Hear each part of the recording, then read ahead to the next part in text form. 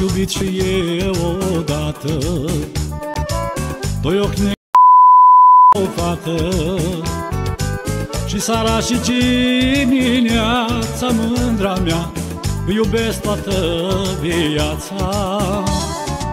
Și seara și dimineața, mândra mea, și iubesc toată viața. Doi ochi negri eu am iubit și niciodată nu pot să-i mai uit. Oriunde merg, unde pășesc, la doi ochi eu mă gândesc. Doi ochi eu am iubit și niciodată nu pot să-i mai uit. Oriunde merg, unde pășesc, la doi ochi eu mă gândesc.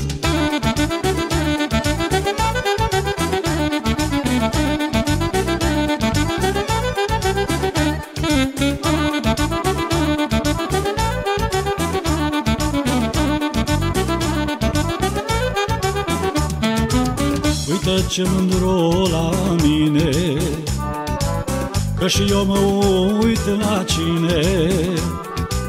Tu ce faci că nu mă vezi, mândruța mea, dar din ochi nu mă mai pierzi. Tu ce faci că nu mă vezi, mândruța mea, dar din ochi nu mă mai pierzi.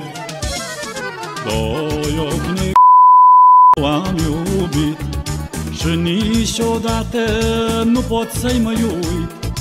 Oriunde merg, unde pășesc, la doi ochi negri eu mă gândesc.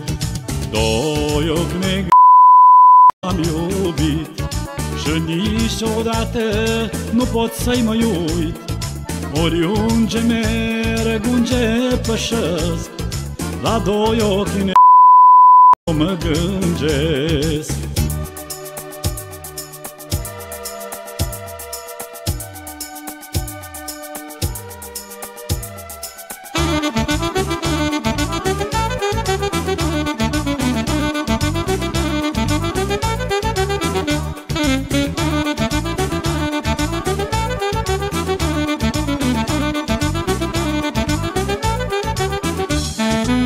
Într-o zi ce s-a întâmplat, doi ochi negri aflat, cu prietenul al mai bun, mândruța mea, i-am rămas plângând în drum.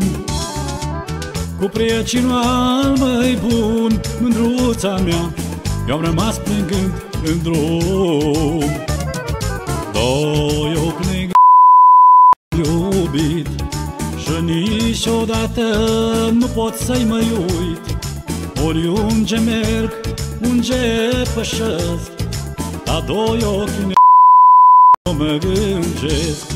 La doi ochi negri gândesc, la doi ochi mă gândesc, la doi ochi